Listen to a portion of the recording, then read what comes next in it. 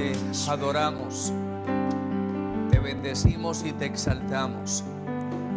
Hoy tenemos esa nueva oportunidad de levantarnos y ver la luz de un nuevo día, de volver a contemplar tus maravillas, aquella naturaleza que está llamada para adorarte, para alabarte, para exaltarte, porque tú la creaste. Señor, igual nos has creado a nosotros para tu alabanza. Soberano Dios, aquí estamos temprano de la mañana pidiéndote, soberano Rey, que sigas obrando en nuestras vidas como lo has hecho hasta el momento, trayendo paz, trayendo tranquilidad, trayendo seguridad, confianza en ti. Señor, hemos cantado y hemos expresado que tú eres un Dios de milagros, un Dios que cumple promesas, un Dios fiel. Señor, hasta el día de hoy podemos decir claramente, Ebenezer, hasta aquí nos ha ayudado el Señor. Hoy, Señor, rogamos que a través de tu palabra poderosa, tu palabra santa, hables a la vida de cada hermano, a la vida de cada oyente, a la vida de todo aquel que hoy nos está viendo a través de estas redes sociales. Señor, no es un servicio más, no es un culto más, no es algo meramente religioso o algo por el que hay que cumplir cada domingo en la mañana. Es maravilloso, Dios, ese nuevo reencuentro contigo como hermanos en Cristo, donde quiera que estamos, Señor, porque la iglesia es cada uno de nosotros. Padre, sabemos que en su momento tú permitirás que estemos nuevamente en el templo, todos juntos, congregados, Señor, a una sola voz, cantando, adorando, bendiciendo y exaltando tu nombre. Pero, Señor, ahora donde quiera que cada hermano está, donde cada amigo está, Señor, que esta palabra fluya con poder, que esta palabra fluya con autoridad, porque no es nuestra, sino que es tuya, Señor. Tu palabra hará en cada uno según la necesidad. Tu palabra obrará en cada uno, Señor, conforme a tu propósito. Ruego pues, Señor, que prepares cada vida, que prepares cada corazón y todo lo que somos, Señor, nuestra mente, nuestro ser mismo, para que esta palabra sea bien recibida, Señor, y obre en nosotros tu voluntad perfecta.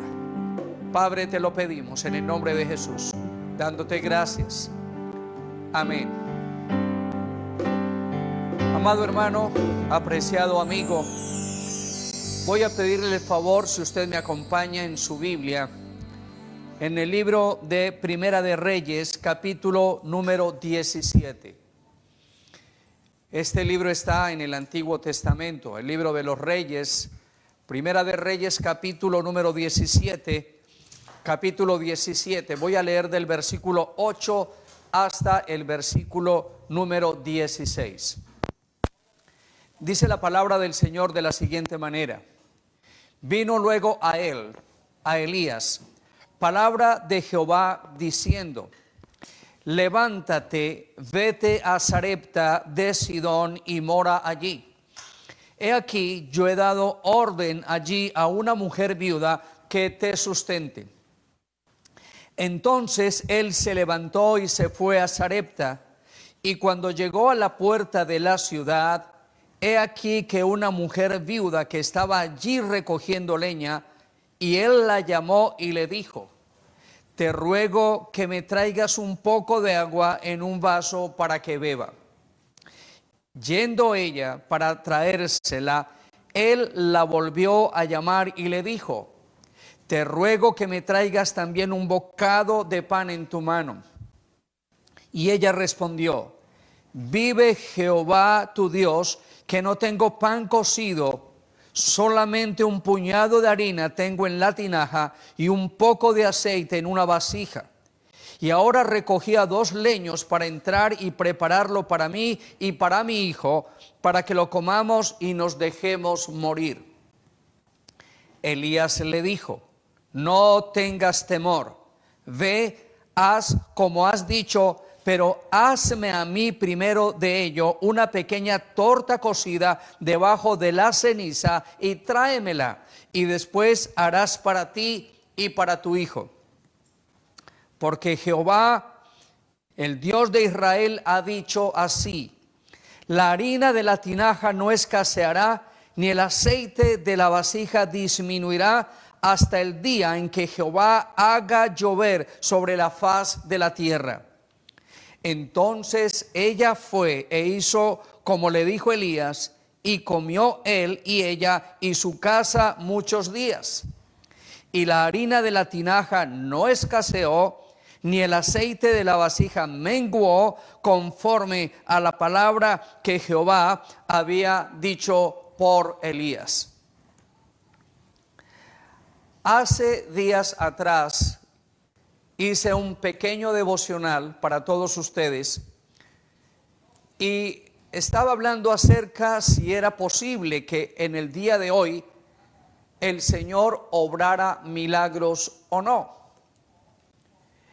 La verdad es que en el día de hoy quiero retomar este tema y preguntarles a ustedes si realmente creen que en el día de hoy Dios puede obrar un milagro.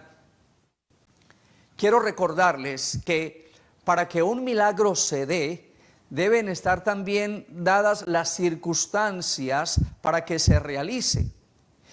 Esto significa que el milagro se efectúa cuando el hombre no puede hacer absolutamente nada.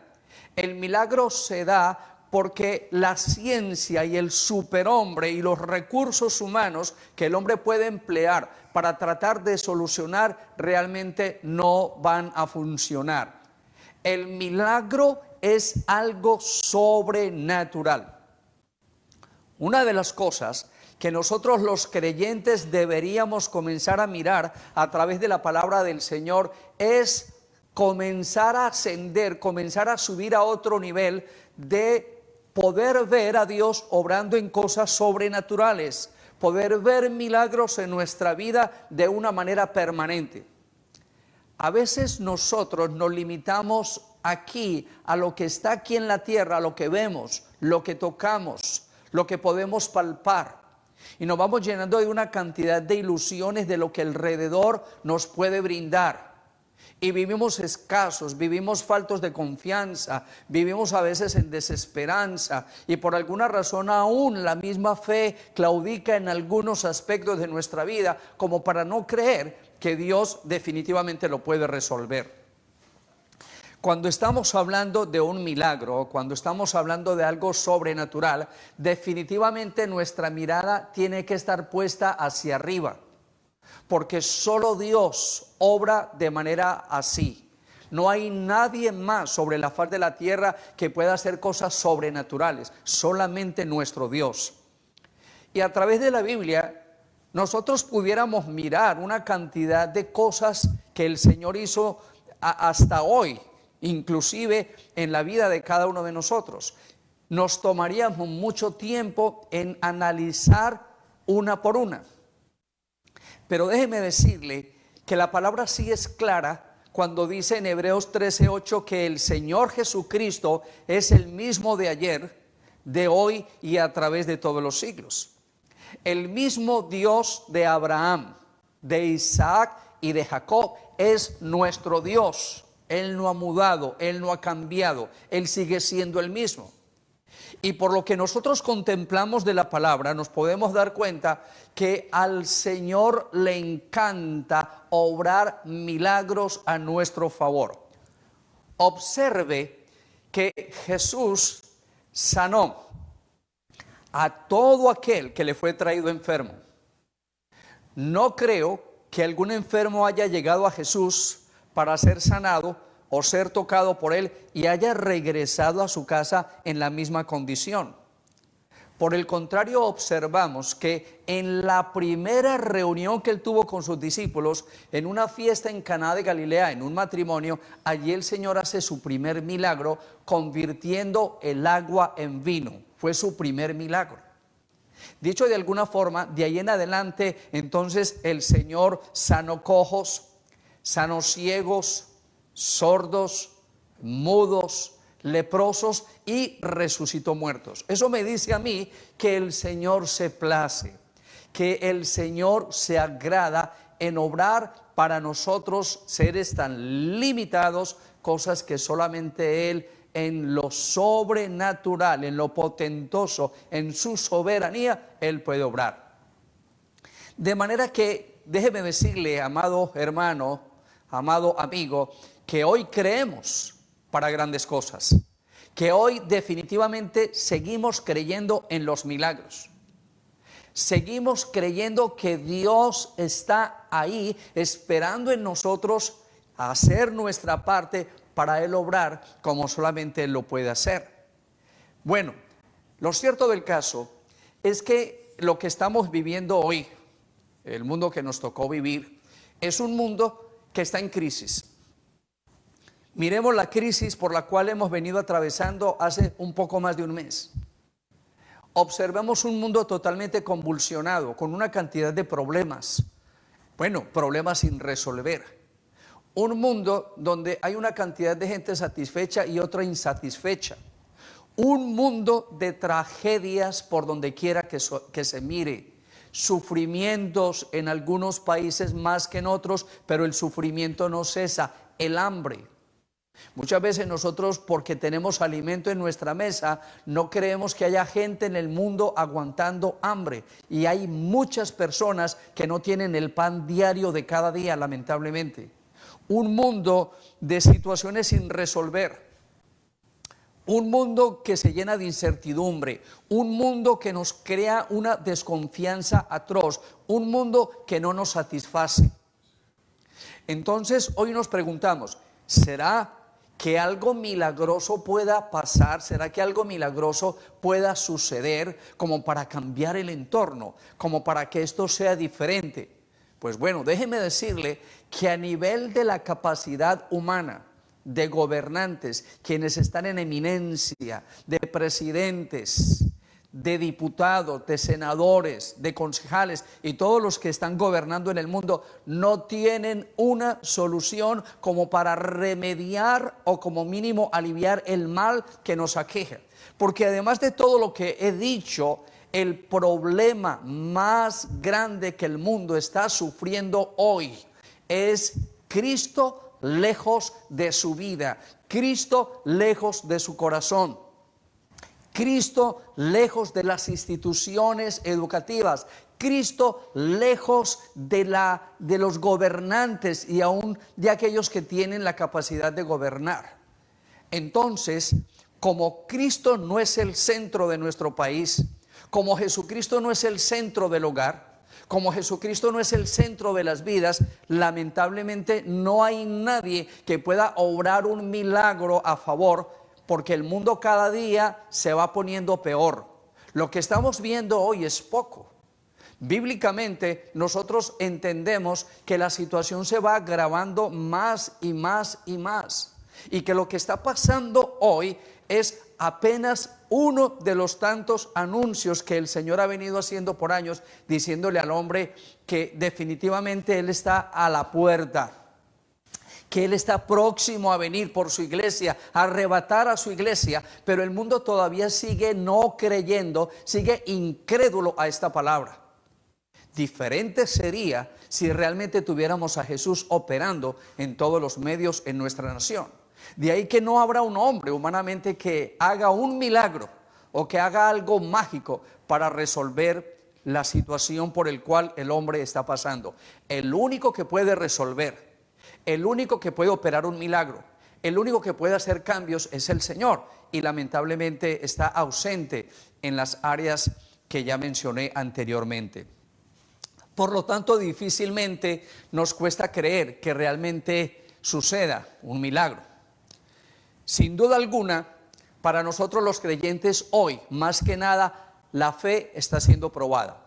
Así como fue probada la fe de Abraham, así como fue probada la fe de Isaac, así como fue probada la fe de Jacob, así como fue probada la fe de Moisés y de otros personajes en la historia de la Sagrada Escritura, también hoy nuestra fe está siendo probada. Es aquí donde nosotros o aumentamos y fortalecemos nuestra fe en el Señor o sencillamente nos derrumbamos.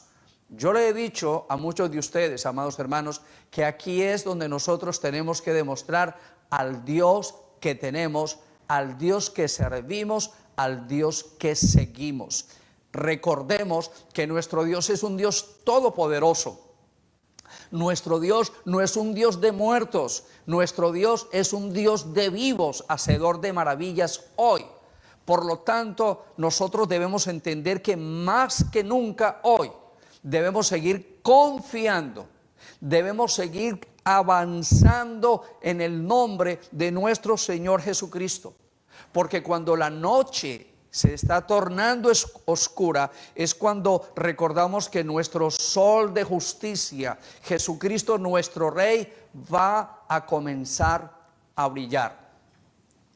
Por esa misma razón, el pasaje que he escogido en esta mañana es un pasaje que nosotros, aunque hemos leído muchas veces y lo recordamos y hasta lo sabemos recitar de memoria, trae hoy a nuestro corazón una nueva esperanza, pero sobre todo en saber que Dios definitivamente se complace en hacer milagros, sobre todo en la escasez, en la necesidad, en la desesperanza.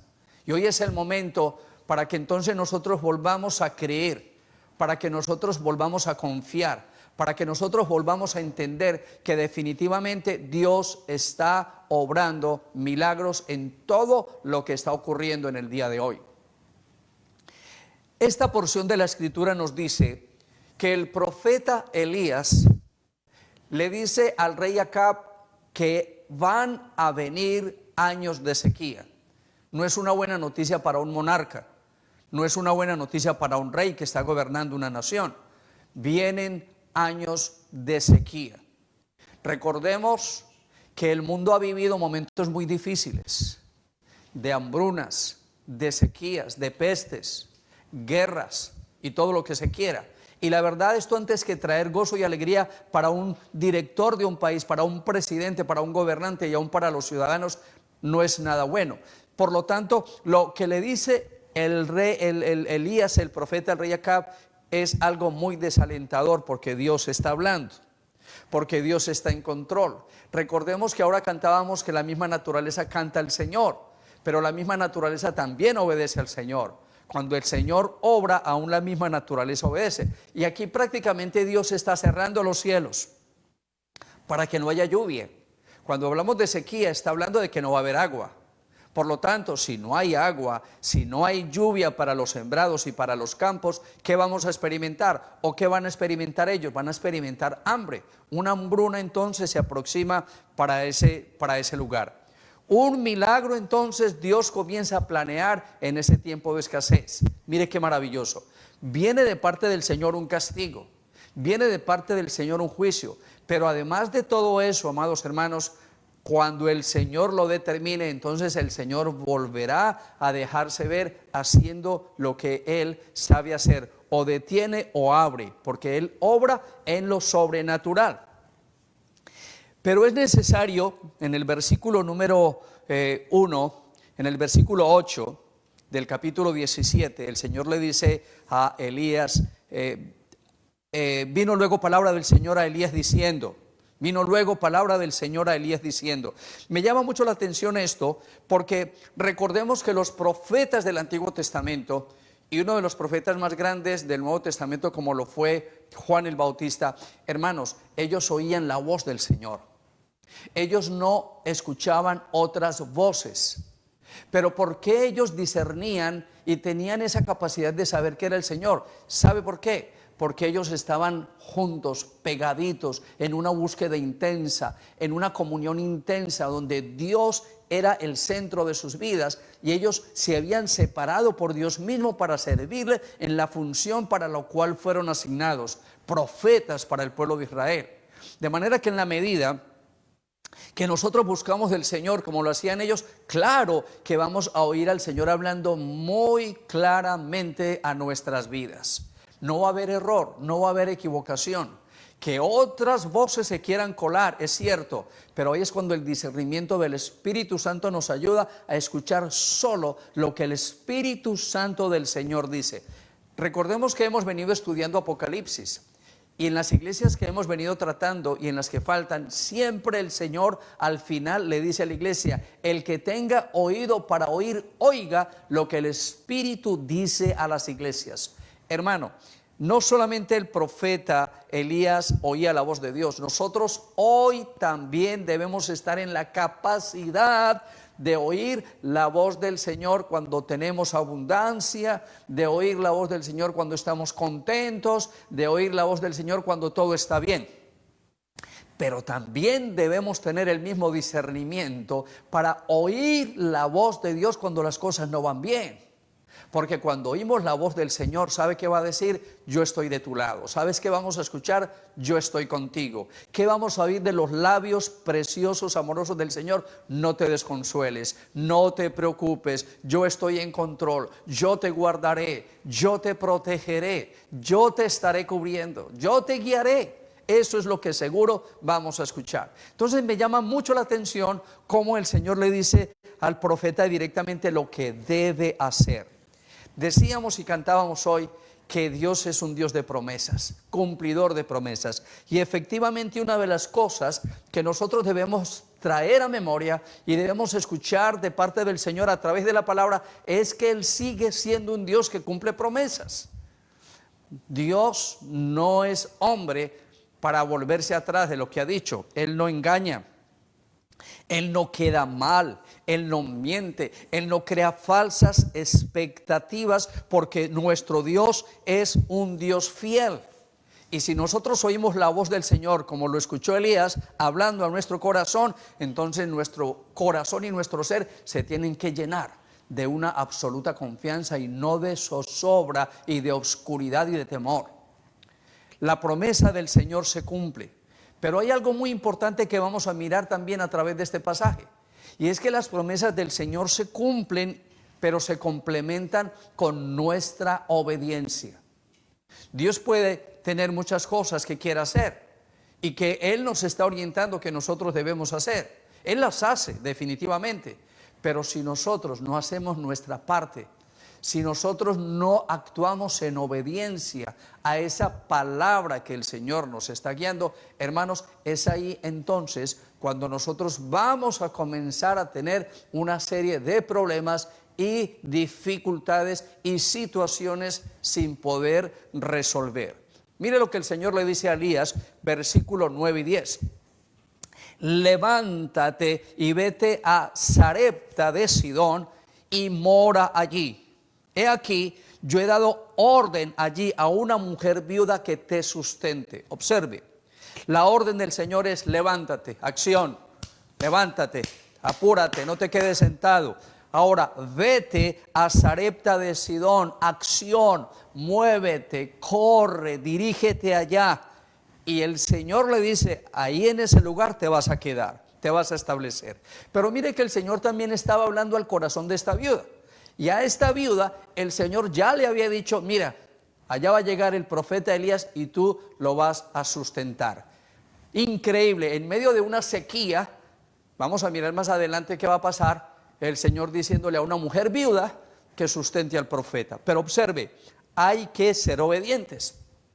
Él tenía que hacerlo y de igual manera ella hacer lo que ya el Señor le había dicho como instrucciones. Entonces, como Dios está planeando un milagro para esta mujer, a través del profeta Elías, ambos debían obedecer lo que el Señor les había dicho.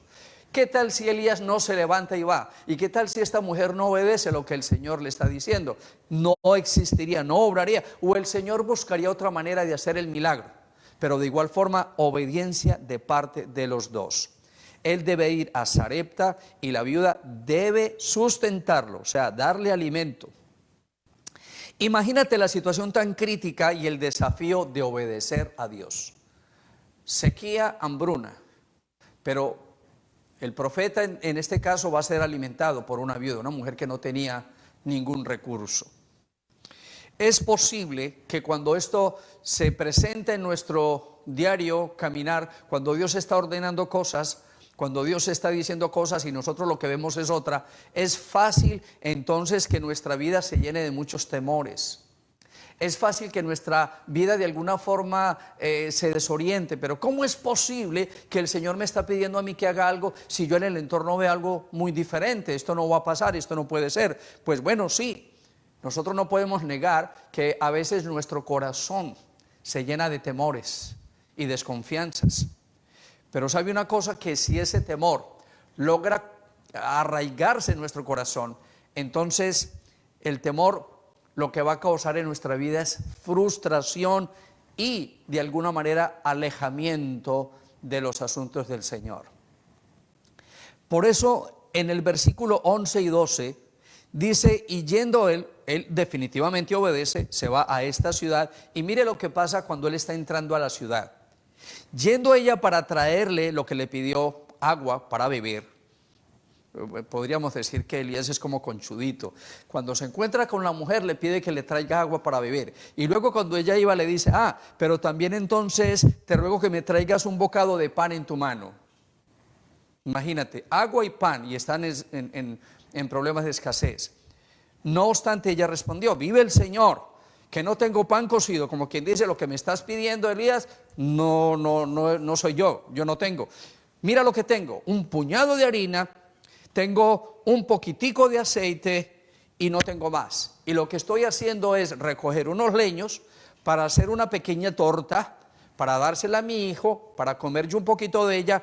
Y Elías, déjame decirte que al final los dos vamos a morir. Entonces, dicho de otra manera, ¿cómo es posible que lo que tengo para comer con mi hijo te lo voy a traer a ti? Mire que observe, si pensamos así, entonces de alguna manera ya hay temor, ya hay desconfianza, y ¿por qué usted y por qué no yo? Pero bueno, vamos a mirar que lo que Dios traía ahí era algo muy bueno, y la mujer definitivamente tenía que hacerlo así. O sea, lo que Elías le estaba diciendo era, hazlo como yo te estoy indicando. Recuerda que Elías en este momento era el Señor mismo en la boca del profeta para obrar el milagro a favor de esta viuda. Y esto me trae a mí también una cantidad de pensamientos. Cuando Dios habla a través de su siervo, lo que nosotros debemos hacer es obedecer.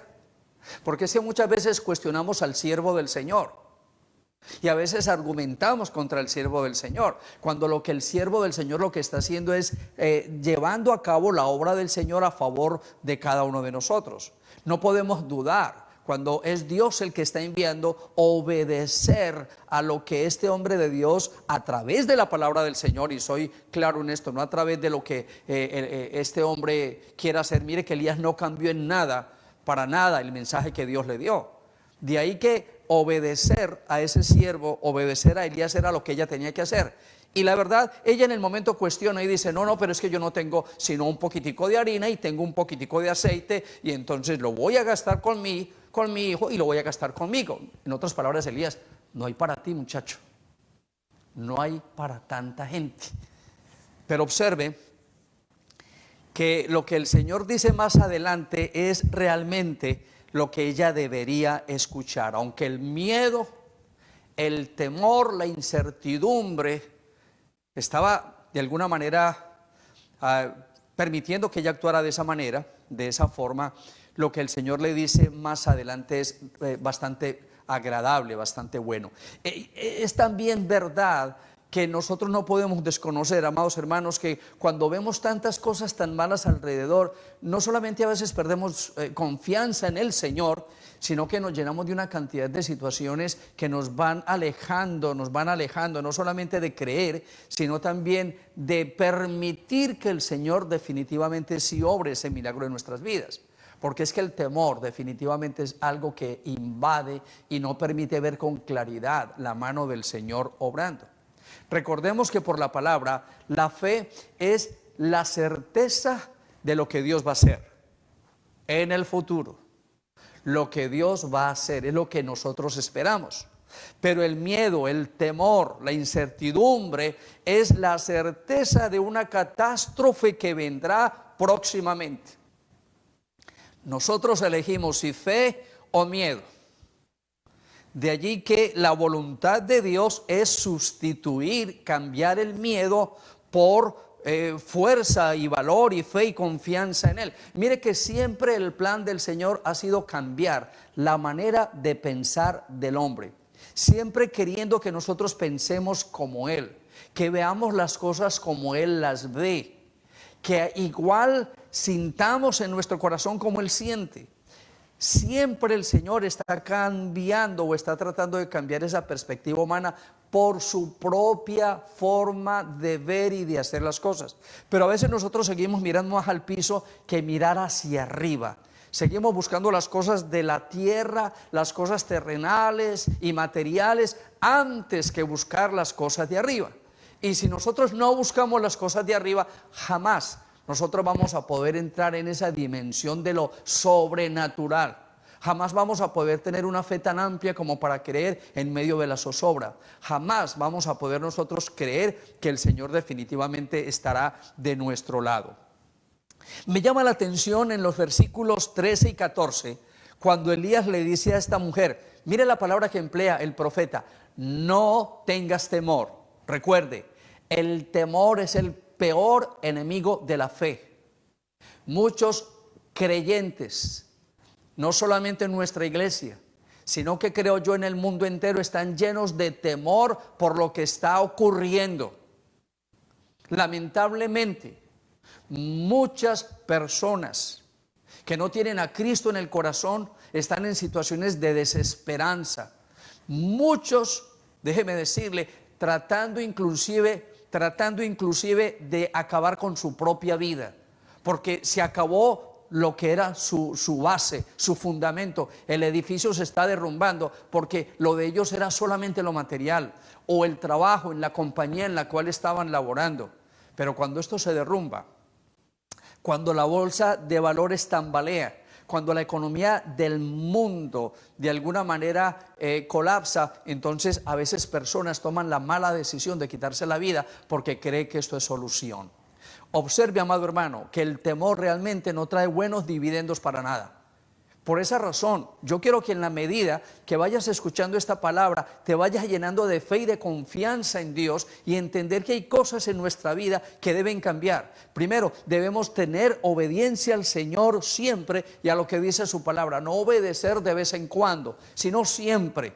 Siempre el Señor nos va a dar una palabra, nos va a dirigir, nos va a decir qué hacer aún en los peores momentos. Obediencia. Pero también el temor no es buen amigo. Y no es un buen consejero para ningún creyente. Mire lo que le dice Elías: no tengas temor.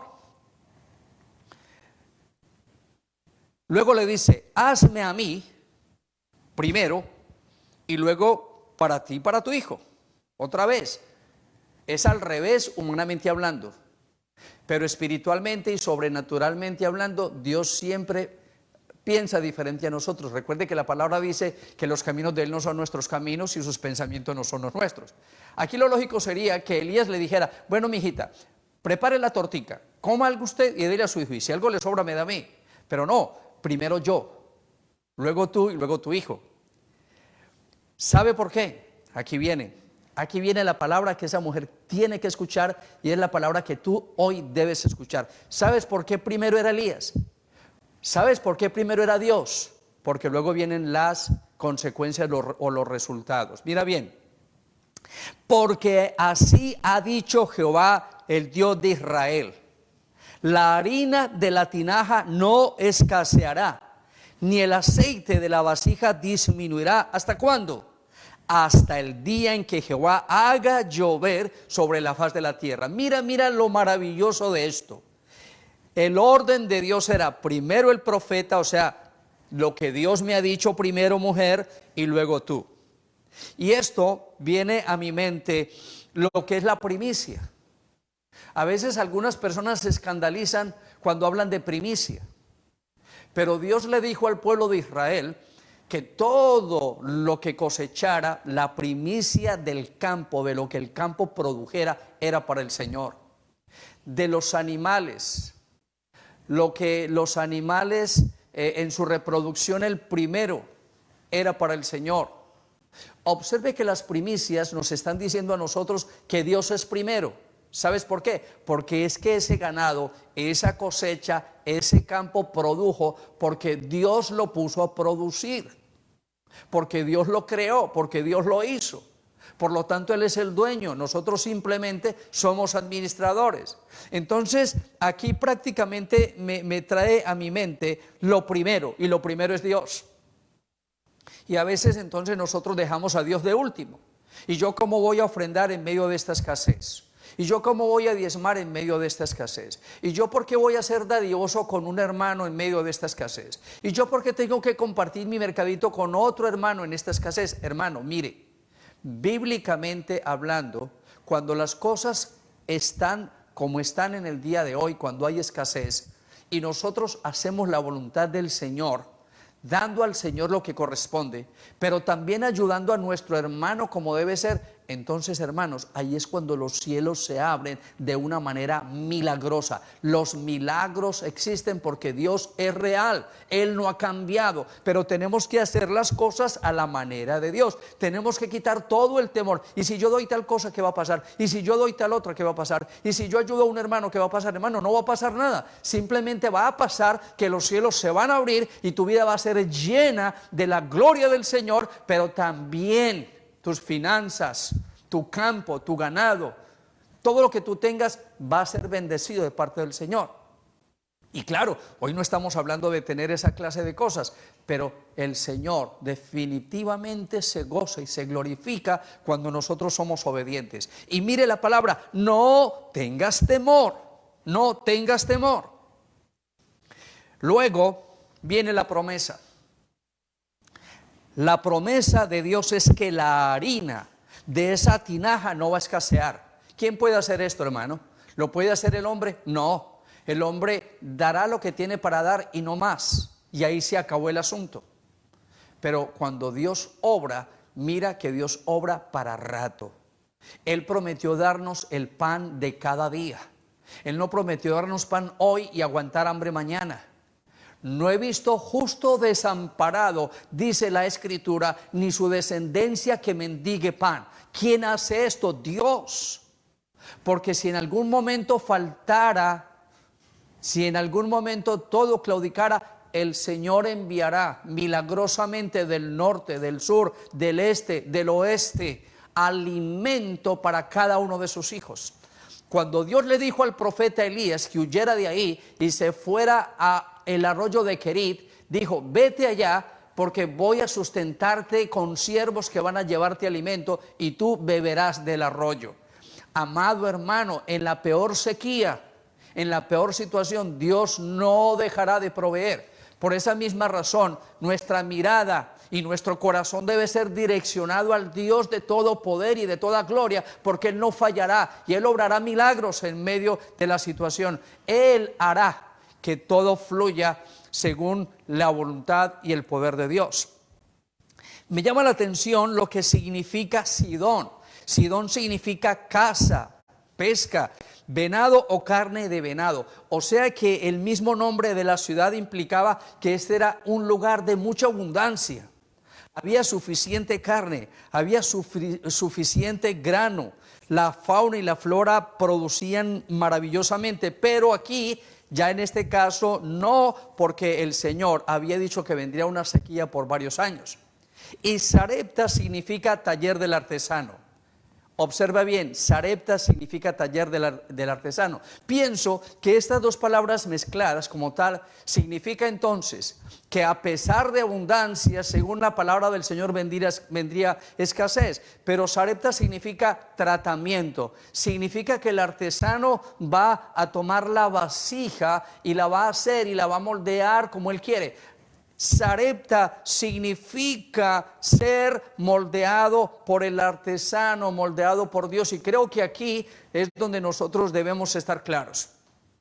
¿Qué necesita el Señor obrar en nuestras vidas cuando hay escasez? ¿Qué cosas tiene que cambiar?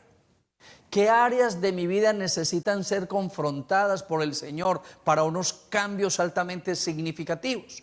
Porque es muy lindo cuando todo va bien.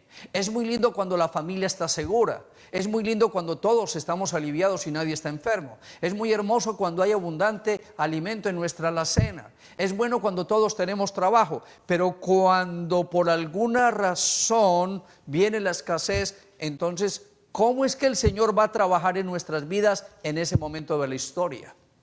De ahí que tanto lo uno como lo otro son importantes, es importante que nosotros lo tengamos en cuenta hoy. El Señor necesita moldear, el Señor necesita cambiar cosas en nuestra vida en estos momentos. Él hará de ti y de mí una vasija de acuerdo a como Él quiera hacerla. Es necesario que eso ocurra de esa manera. Ahora bien, entre el temor y la fe, amado hermano y amado amigo, la fe tiene que triunfar. La palabra dice, no seas vencido de lo malo, sino vence con el bien el mal. Siempre Dios triunfará, siempre el bien triunfará sobre el mal, siempre la justicia contra la injusticia, siempre la fe sobre el temor y la zozobra, siempre lo que viene de Dios triunfa siempre. El versículo 15 dice que entonces ella fue e hizo como el profeta se lo indicó. Escuche bien, ella fue e hizo como Elías se lo indicó. Entonces luego comió ella y su casa, dice la palabra, por muchos días. Por muchos días. Dios cumplió su promesa. Ellos fueron testigos de ese milagro en medio de la escasez. Fue testigo Elías, fue testiga la mujer y fue testiga su hija y su casa. Y quién sabe cuántos vecinos alrededor también pudieron darse cuenta del milagro que Dios había obrado en esta casa. Y la harina de la tinaja no escaseó, ni el aceite de la vasija menguó, conforme a la palabra de ¿quién? Conforme a la palabra de Jehová que había sido dicha por el profeta. Y aquí también quiero hacer claridad. No es que Elías tenía el poder. Porque es que a veces nosotros nos creemos con poder de hacer cosas que la verdad solamente las hace Dios. Por eso el hombre hoy no se puede apropiar, pero tampoco se puede aprovechar de lo que Dios hace. Dios abre, Dios cierra, Dios obra milagros o no obra milagros, pero es Dios quien los obra, no el hombre. El hombre no tiene la capacidad de hacer milagros. Nosotros como hombres solamente somos instrumentos de Dios, como lo fue el profeta Elías, para que otros vean la gloria del Señor a través del milagro. Pero no es el hombre el que puede apropiarse de algo que Dios hace. La Biblia nos dice que aquella sequía duró 3 años y medio aproximadamente. Elías estuvo en la casa de esta viuda 2 años y medio. Significa que fue tiempo prudente y necesario para que no solamente hubiese alimento en la casa de esta mujer, sino sustento para el profeta. Seguro, amado hermano, que cuando este tiempo pasó, el Señor abrió los cielos y la lluvia volvió a descender y los campos volvieron a dar de su productivo. Amado hermano, así como el Señor tuvo cuidado de esta mujer, el Señor seguirá teniendo cuidado de su creación, sobre todo de sus hijos. El Señor no ha olvidado la obra de sus manos. No creas que Dios nos puso aquí en este planeta simplemente para pasar la vida de cualquier manera. Dios a cada uno de nosotros nos creó, nos dio la vida con un propósito eterno. Hoy yo quiero que tú te encamines y comiences a pensar diferente y comiences a ver la vida diferente, pero que también comiences a ver a Dios diferente. Ya es hora que tú dejes de pensar en ese Dios religioso, en ese Dios histórico, en ese Cristo histórico, de igual manera en cosas que tal vez la religión a la cual perteneces o practicas te ha dicho que es.